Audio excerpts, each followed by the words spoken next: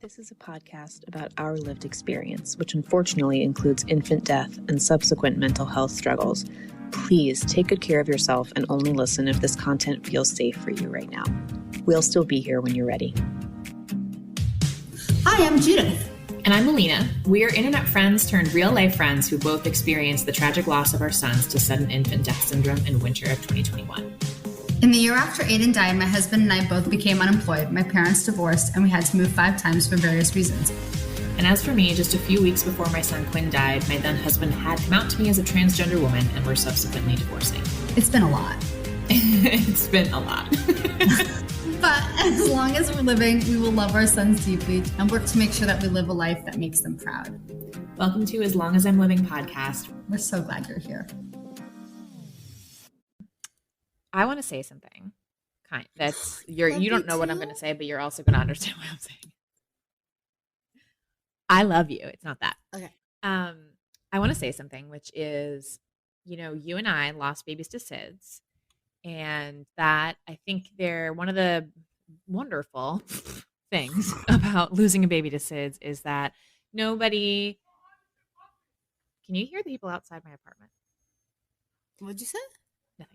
Nobody doesn't think it's tragic. Everybody understands, for the most part, the gravity of losing a baby to SIDS. They understand that there was a baby that you loved in your life and they're gone.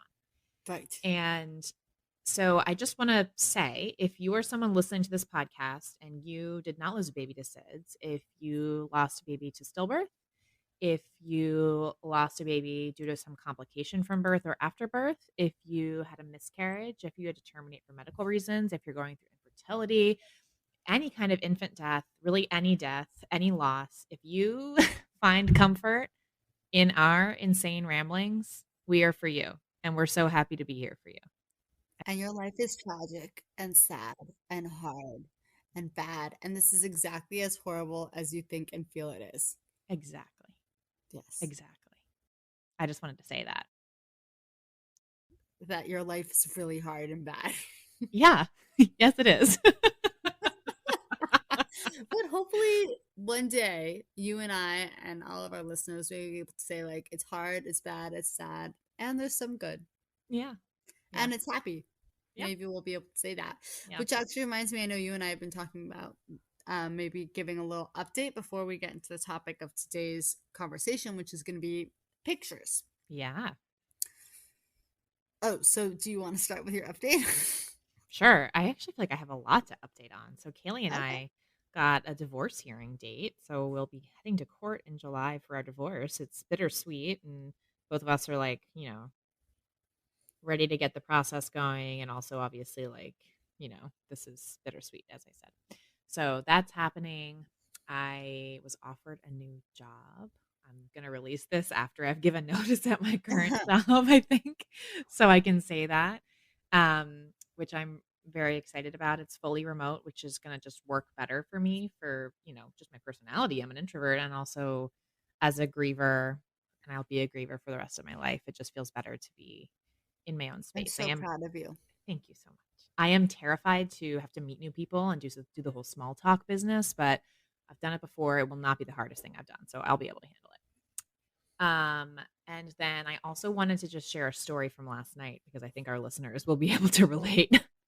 Yeah, I'm listening. So last night I was lying in bed and I heard this big crash bang with like a shattering sound, and I looked in my closet and my cat had climbed up to the top of my closet and he had knocked a Christmas ornament box off of the top shelf of the closet. And I went into a tailspin Rightfully so. Thinking, did he break Quinn's handprint ornament? Because I have this little handprint ornament that I made with Quinn when he was alive, his little handprint. It makes a little Santa. I'll post a picture of it. Or actually, I've posted a picture of it before. I'll share the picture again. And I was sick. I crawled on my hands and knees from my bed to the closet to go check and see if it was okay. It was okay. He did not break it. I checked on the cat. He was okay. He hadn't injured himself falling from a rather high height. But I was beside myself. I was hysterically crying, snot pouring out of my face. I actually almost threw up on the floor of my closet. Like I was like gagging on the floor of my closet. I And I was just blown away by, I mean, this is what I have left is this handprint. It's so important to me, and it's just this little object. And it just I also was feeling badly because I cared more about the ornament than I did about my cat. But, like, that's the thing, like, I love my son so much more than my cat, and I adore my cats, first of all. I love my son so much more than my cat that a piece of clay that my son's hand touched was more important to me than my cat. It's kinda crazy. Just so beautiful, the depth of human love. It's true. Yeah. Alright, those are my updates, I think. Anything else that you can think of? You're still with your current boyfriend? I am still with my current boyfriend. I think I'm going to his lake cabin this weekend for some rest and Oh, good. relaxation. Yeah. Good. I'm excited. So you have a good boyfriend, Yeah, he's cute. and that's happy news. Yeah. Yeah. And let's see, updates. I have an alive baby. I was going to say, you have an alive baby. I have an alive baby. She's still alive. She's going to be 7 weeks this week, which means that starting next week is when the increased time where SIDS is just at a higher risk. And it's interesting because I was okay with my pregnancy until I got to the increased time of stillbirth. And so I think I'm expecting to feel more anxious. I'm expecting to start to unravel a little bit. Yeah. I'll be here. Dr. Mandel will be here. Yeah, I'm also I'm on my my Zoloft, which I'm so grateful for, and I think I have the healthiest attitude I possibly can. What can I possibly do? Like, there's nothing I can do, so I'm just gonna continue my absolute best to maintain the attitude of like I'm afraid, but I'm afraid, but I know I'm doing the best I can. Yeah. You're doing everything you can do to keep her alive. There's nothing I can do other than practice safe sleep, which I do. Yeah. And the other thing that I wanted to add is that even though I say this, I know that subconsciously I'm suffering because I wake up in the morning and my jaw is so tight and so painful. It's like I know I'm clenching in my sleep. Like subconsciously, I know I'm suffering. The body knows. Yeah, I wake up in the morning and I'm in so much pain. My body knows that even though I hold it together, deep down this is really a stressful and anxious time for me. Yeah. But what am I gonna do? That just kind of is what it is. Yeah, it is what it is. It just is what it is. And I'm gonna get a mouth guard. That's my solution. I would say other updates. I'm going back to work, like taking on, 10 hours a week and then 20 hours a week. And so I'm like moving towards full-time again work. And that I think is going to be good for me. Mm-hmm. I think, I don't know, but it'll feel good to go back into a rhythm. One of the reasons why I am so insistent on going back to work so early is because Aiden died the week I came back to work last time. And I'm like, again, this is not reality. And it's just such a screwed up way of thinking. But I'm like, maybe if I go back earlier or I go back at a different time or I go back, It's a little bit of superstition. It's such superstition. And can I also just say, and we can cut this if you don't want to talk about it, but you're also getting a different form of birth control this time because you had gotten an IUD right before Aiden died, right? And so that doesn't feel good to get an IUD again. It doesn't feel good to get an IUD again because it just feels like, well, I'll have to come back when the baby dies and get it taken out. And it's like weird, like those small things that were painful last time, I just really don't want to do. Yeah. Yeah, it's like I can do a lot of hard things, but for some reason there was something so horrific about waiting in the waiting room with all those pregnant women, and I had just lost my baby, and I just like don't want to do that. So I cannot get any form of birth control that requires me to go into the office. Yep. And even today, there was a pregnant woman. Even today, my OB had mentioned that when there is an alive baby at the end of a pregnancy, she loves to see it. She loves when moms bring it to the office. And I refuse to do it because I know that there are going to be women in there that are going through a miscarriage or just had a miscarriage or just had a stillbirth or just lost a baby. Or trying to get pregnant and can't. Or trying to get pregnant and can't. And I think that why should I make their life more difficult and more painful? Because Yeah. I remember the women who sat in the waiting room when I was in so much pain with their alive children, and just how acutely painful it was. Yeah. And I don't want to cause that pain to someone else. Okay, so in conclusion, what I'm trying to say is I think that there's a piece of us that accept that what happened is completely out of our control, but the non-logical emotional side Yeah. is trying so hard to make control, even in a situation when we're out of control. Agreed. Okay, that's my update. Great. Right. I was hoping you could say, so we actually talked on the phone earlier today, as we always do, and I'm hoping I want to have you say again for the podcast. We talked about puppy love on this podcast, and that's actually one of our most commented on episodes. People really, that one really resonated. Puppy love meaning, when you have a little baby, that baby dies. Is that just puppy love? Like we only knew them for, 12 weeks or 17 weeks, or I don't know how long you knew Aiden, 13, 14 weeks. And it just feels like we were worried it was puppy love. And what you said earlier, I thought it was very soothing to me, which was, yeah. What I told you is that now that I'm going through the process having a new baby and I'm going through these first weeks again, I am even more validated in the feeling that we have is just as bit of true love and real love, and that it's not in our imagination.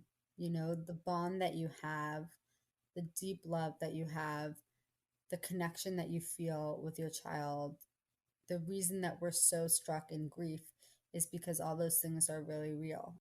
And I just feel like, of course, I'm so devastated. Sometimes it feels like, did the whole thing even happen? Like, why am I so upset? But the reality is that the depth of human and mother love is just that profound and that deep. Yeah. And you also, like, one of the other things you said that was comforting to me is like the time. So Quinn was alive for 3 months and 27 days. I've now lived probably 4 times that amount of time since he died. And that time did not feel short when he was alive. It felt like beautiful, sweet, slow, perfect life. And then he died, and it was like life. I mean, there were some moments I wished had gone faster, but let's be honest, like life has kind of like I've like blinked and found myself so far away. And then I look back at that time with him and think to myself, oh my God, it was so short. But what you said that was really comforting to me is like this time when the baby is new isn't short. It's not. Time is not linear. No, it's not. I mean, the days are long, and it's not, like I said, every day is a big day. Every day, the baby is a little more alert, a little more oriented, a little more connected, a little more able to do things. And so every single day was a world in itself. So that's why you're so sad, Alina. Well, you lost, the future with Quinn, but also because what you had was really special. Yeah. Makes me feel better. Yeah. Okay. Should we chat about our actual topic? Okay, so our topic today, when is this going to be released? I thought it was going to be released next Monday. week, on Monday. Yeah. Our topic today is pictures. Mm-hmm. The reason why I wanted to talk about this, first of all, Alina is one of the few people I know in my life that like really document every single day with pictures. Like, really. I want to clarify. I take a lot of pictures. I do not post a lot of pictures. I am never someone who has been into social media, but yes, it's important to me to document for my own sake. Yes. You take a lot of pictures. And I think that we are lucky because our losses happened when it was so easy to take pictures. Yeah. Can you imagine if you lost your child 20 years ago, the only picture you had maybe was with a Polaroid, not a Polaroid, one of those cameras, the yellow ones that you had to like bring to CVS to be developed. What were those called? Disposable camera. A disposable camera. Yeah. So we're so fortunate to have hundreds of pictures of our children. But that's actually I've taken a 1-second video every single day since February 2nd, 2017. So Quinn's entire life, I took at least one video every single day of his life.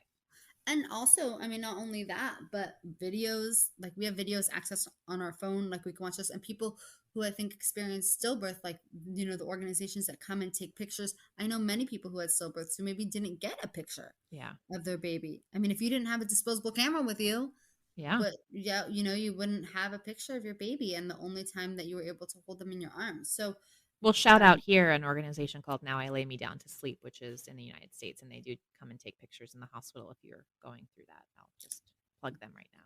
well, the reason why this came up to me, there's a few aspects to pictures that I want to talk about. Number one, I want to talk about sharing pictures of a dead baby and what that experience is like. Number two, I want to talk about how you integrate pictures into your home and into your life. And I think as a subcategory of that, I want to talk about the phone background and how you deal with pictures that are on your phone, because we are on our phone all the time. And I think that we all kind of go about whether or not we have pictures of our alive and dead children on our phones and on our backgrounds. If we completely, decided to go with something neutral that isn't a child and is like a tree, or how we kind of went about that. So why don't we start with showing pictures of a dead baby to people? Yeah. So the first thing that's coming to mind is you and I both, our children were alive for a time. And so we have a lot of pictures of our babies where they are alive. Neither of us, I definitely don't. I don't think you do either. Have any pictures of them after they had already passed. Is that right? You don't have any of them. I don't know. Yeah. I mean, there was other shit going on, like, getting investigated by the police that I wasn't exactly Right. taking No, I know, photographs. but I want to I know where you're going with this, and I just want to add a caveat that when my daughter was born, we took, or like even when I got a positive pregnancy test, I literally took a picture of the pregnancy test with his grave. Like I kind of treat his grave like for his birthday, how would I celebrate his birthday? Like when I would post about it on Facebook, I would include a picture of his grave. Yeah. So I know where you're going with this. Also, just keep in mind that we do have. That's true. I don't know. That's true. I have the urn. So I think it is a little bit different with a SIDS death than it would be for a stillbirth. But I will also say, like, I think anybody should share photos that feel good to them to share. That said, I feel I have struggled with sharing photos of him.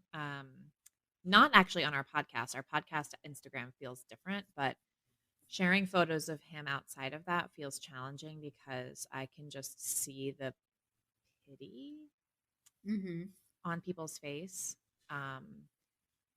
Every photo of my son is a photo of a dead child, and there is obviously a sadness and a pity and a despair that comes with just the idea that babies die, and kind of people who don't live it every day, like having that smack them in the face, I think is hard for them. Yeah. I'm like laughing because, like, wow, poor things, it's like, oh no, their poor life. They had to see a dead baby. Stigmatized again, which drives you crazy. People post pictures of their dead parents and their dead grandparents all the time. Yes. And no one's like, oh, that's so sad, it's your grandma. No one says that. Yeah. Agreed. They're like, oh, what a beautiful picture of your grandma. Yes. Yeah. And I have a friend now who's been through a stillbirth, and she really wrestles with posting pictures of her child who was born asleep, because she knows that, I think she feels like, oh my God, this is my child. I love him. He's so beautiful. But at the same time, it's like she feels uncomfortable. Like people don't want to see it. Right. And I think it's painful for her. And I don't want to speak for her, but in this case, I'll just describe what she's explained to me. And this is what I've heard from other people as well.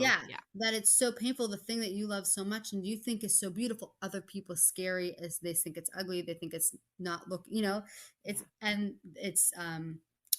I think they put a shame or you should stigma on posting pictures of babies that are dead.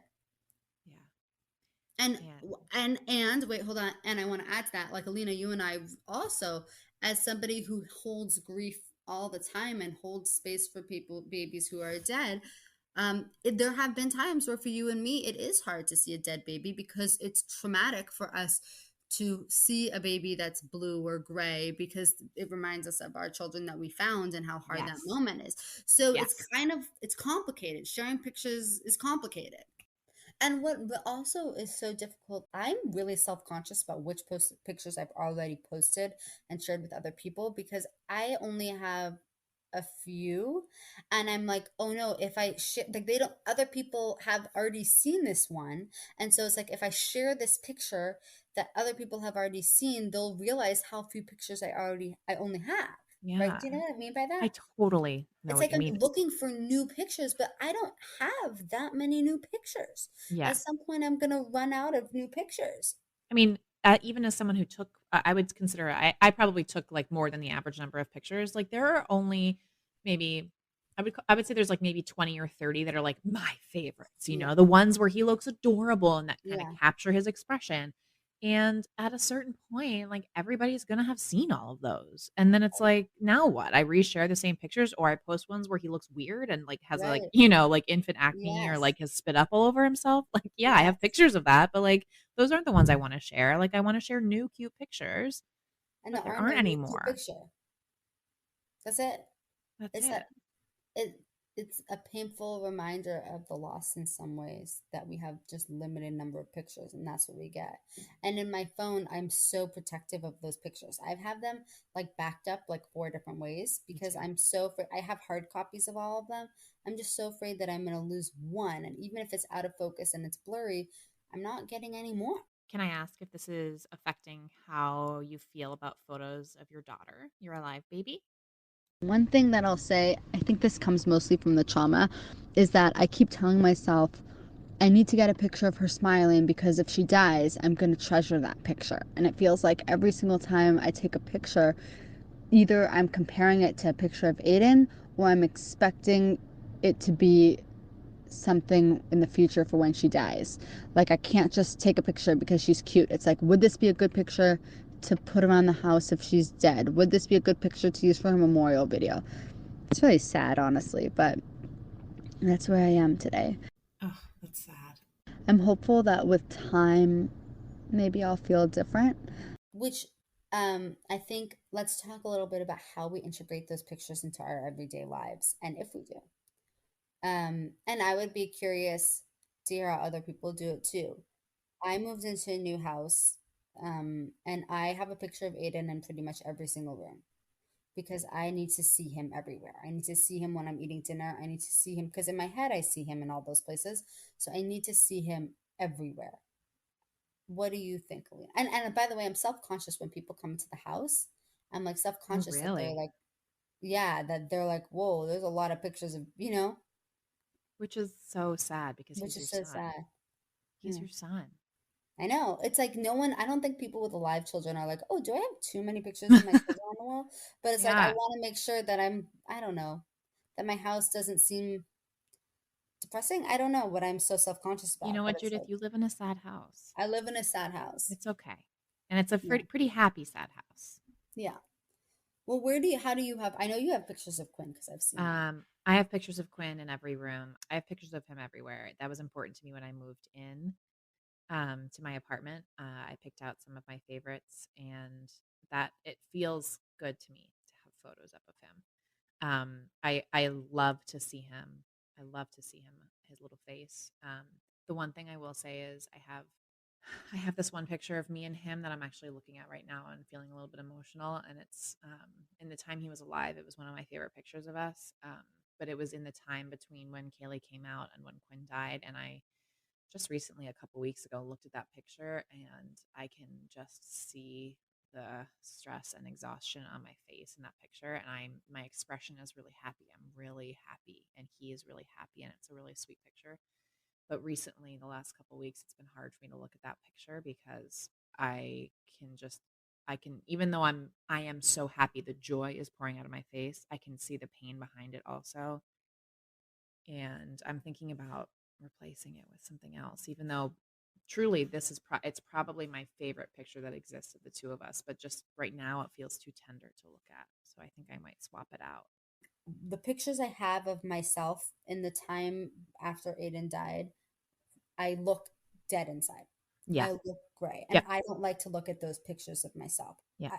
It's very painful for me to look at those pictures. Right. And so for me, the last 10 days of my son's life, I already looked dead inside in the photographs. Right. Obviously I got more dead, way more dead inside Yeah. after, but it just feels like I only have so much of him, and some of them are off limits almost, like, to look at, like they're not Yeah. nice to look at. Which reminds me of our last subtopic of today, which is the phone.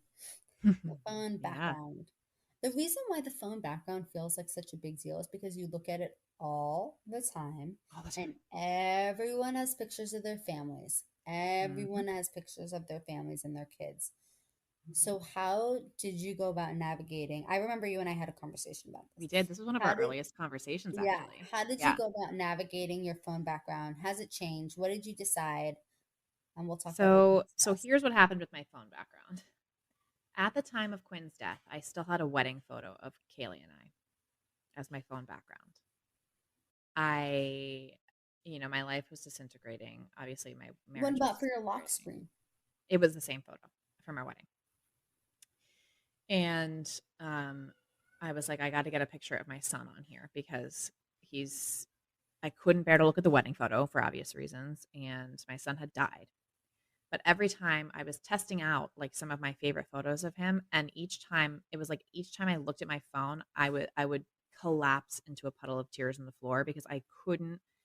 There's this really tough time in the beginning where like you're so desperate to look at them, so you watch the videos and the photos, but oh my god, it's like a knife to the heart, and it, you're like grasping and holding on to the photos and videos, but you actually can't even bear to look at them almost in the beginning. I think that's pretty common. And so I was like trying out different photos, and none of them was feeling right because they were too him.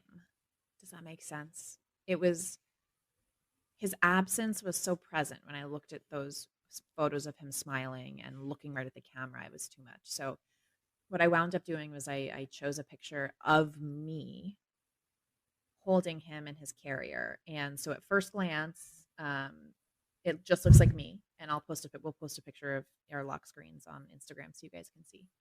At first glance, it looks just like me. And then you look closer and you see that he's in his little carrier. You can see his little feet and you can see his little side of his head, but you can't really see him. And it felt like a good like compromise for me, so that I could have him in the lock screen, but that I wasn't staring at his face when I missed that face so much. And I'll also say like I had to enter the dating pool. And I remember on my very first date, he goes, "Do you have a photo of yourself as your lock screen?" And I was What like, did you say? I said, "Yeah, it's actually me and my son." And he was like, "Oh," because I had already told him about this at the time, but like this was just a guy. Like this was not someone I was like close to. Like Oh my God, Alina. That I is know. crazy that you had to like answer that question like on the first date. I know. And the other thing I'll say about it is this photo is probably my favorite photo of me that exists of all time. I think I look so happy. I was so happy. It has his sweet little body. I loved baby wearing. I loved having him in the carrier. It's a beautiful fall day. The leaves are changing. I mean, it's just a beautiful photo and it makes me happy to see it still. Although That's I will really say I don't notice it anymore. okay. So glad that you mentioned that because that happened to me recently too. Well, when you and I had that conversation, I felt compelled to make my background Aiden, Mhm. but it was so painful to look at his face. And when he died, hold on, I'll just have to say this. When he died, my husband's background was a picture of me, my husband, and the dog, like a family photo. And Without Aiden. with Aiden, it was Oh, all with of us. Aiden.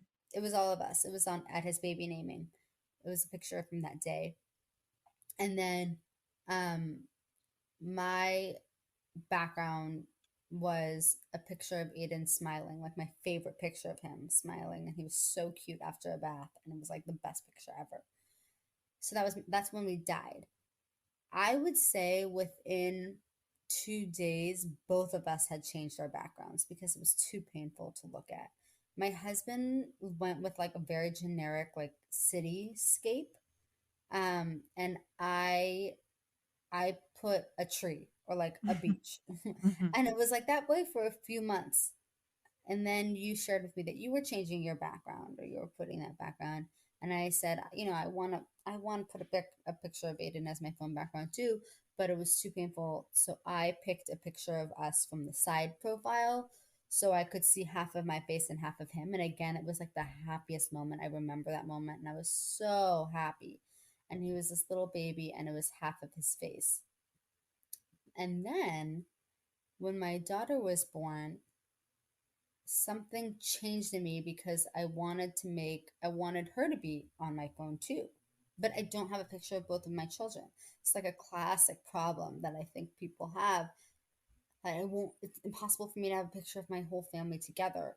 And Right. it seemed so mean to Aiden to have a picture of me and my husband, our daughter and the dog, like a family picture without him. It just felt like I was excluding him, and I felt so guilty about that. And I remembered that the very first lost mom that I had ever met, she had lost her child 7 years ago before people took like lots of pictures of phones. Like I think she had a flip phone when she had her son. And I saw her background was this grainy picture of her son from 7 years ago, her lock screen, and then the background was her kids, like her new kids at a wedding. And I was like, "Is that a picture of Joshy?" And she said, "Of course, he's my baby. Of course, I have a Aw. picture of him. He's my baby." And this is like a perfect example of like having a lost mom pave the way for you, because Hmm. I don't think I knew what to do in that moment when I was like, I want to have a picture of my daughter, but I want to have a picture of my son, and I don't have a picture of them together. What should I do? And then I remembered, wait a minute, I saw this other lost mom and I saw how she dealt with it. I'm gonna try and copy that too. Yeah. Um, So what do you do now? okay, so I put a picture of from my daughter's newborn photo shoot is on the lock screen. The problem is that it's of her full face, not of her profile. And then I felt guilty, like, wait a minute, why does Aiden have this profile, like side profile picture, but she gets this full picture? Like, how could I possibly say for my own child that one is too painful for me to look at, but the other one I can look at? Like, that just Hmm. felt it just felt cruel and it felt mean, and it did not feel like I was being a loving mom to them both. Like I felt guilt, and I don't often feel guilt, but I really felt guilty about that. And so I ended up changing the picture of Aiden to a picture that I had not used for anything else before. He's not looking at me or at the camera, but it is his full face and he's smiling. Yeah. And that is my background. And it's hard to see. I'm not saying it's easy. It's hard. It's really hard for me to see that picture. Yeah. But I don't know what else to do. Yeah. I mean, the sad thing is like it will become scenery at some point, right? Yes. It'll It's just just become going to the get harder background. and harder. Eventually she's going to get to the point where she is past the stage where he is, and I would know, oh, I would have a picture of him eating the fucking avocado. You Yeah. know? I Yeah. don't It's really painful. It's really hard. I don't know how other people handle it.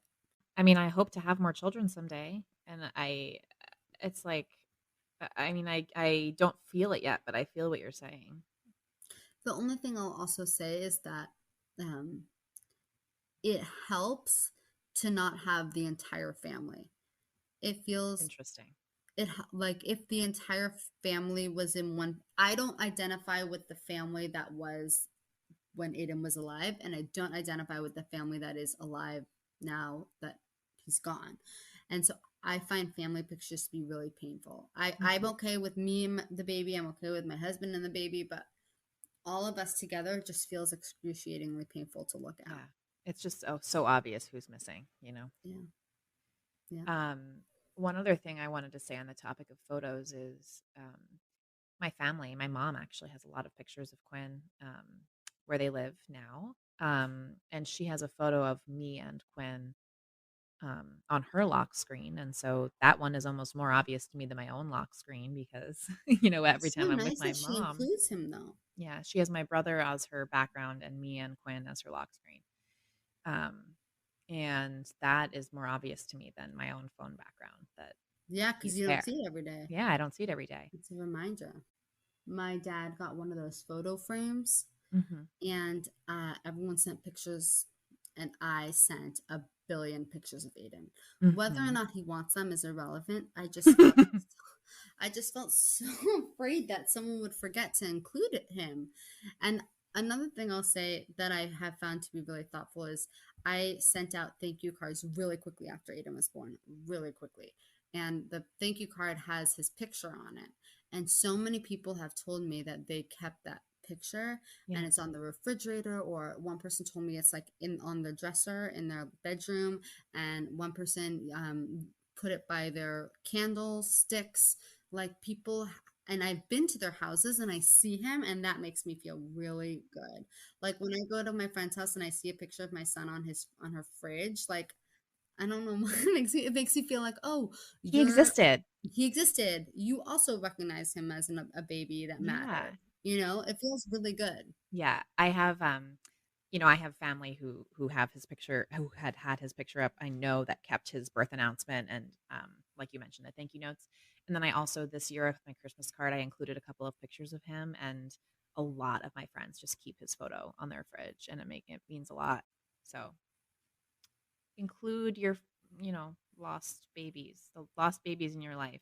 Include their even photos if it's places. painful. Even if it's painful. I think that's really what I want to say. I think the parents can make decisions for their own mental health, and I do think that the time will come where photos feel okay to look at, and it'll that time will come. But I think as somebody outside, ask them, but in general I would say err on the side of including the baby. Keeping the baby alive with photos is one of the only things you can do. So I would say and I know something that I'm working on, this is not something I'm working on, but something that I want to make a note of is that for the friends that I've had that have experienced stillbirth and have shared a picture of their baby, something that is so important for me to do is to comment not on oh, he was, so perfect, an angel, so beautiful, but to look at the things that a parent would see in their children, like the little toes and the chubby cheeks. Oh my and the gosh, beautiful she has your hair. nose.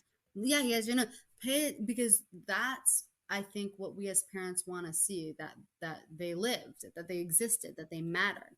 And saying, oh, he's a perfect angel is a reminder that they're gone, not a reminder that they existed. And I will also say perfect angel, to me, it's you're not looking close enough to see what he really looked like. I don't want you to glance at it, see he's dead, and walk away. I want you to look at it, notice his features, and really just take a minute to miss him with me. Say what you would say if it was an alive baby. Yes. You would say, he looks like you. He looks like your husband. Look at those, whatever. Cheeks. Say, the cheeks. Those cheeks, those little hands. That's what you would say if he was an alive baby. So that's what we want to hear. Yeah. So the title of this episode is a reference to something from my childhood, an Alina childhood story. When my mom went to the hospital to have my brother, I'm 3 years older than he is. She left some pictures of her and me together, and of her, so that when she was at the hospital, I would remember her, I guess, or if I missed her. And my aunt and my grandmother were watching me while my mom was in the hospital, and I said, and we tell the story all the time, so I'm sure this is not how I actually sounded, but this is the dramatized version of how I sounded. This is a classic childhood Alina story. And apparently I turned to my aunt and I said, my mother gave me a picture of us together so that I wouldn't miss her. But a picture is not the same as being together. And you know what, little Alina, it's so true. A picture is not the same as being together. It's just not. It's just not. To all of our wonderful new friends, we want to hear from you. Email us at aslongasimlivingpodcast@gmail.com and follow us on Instagram at aslongasimlivingpodcast. We'll get back to you as soon as our grieving brains allow.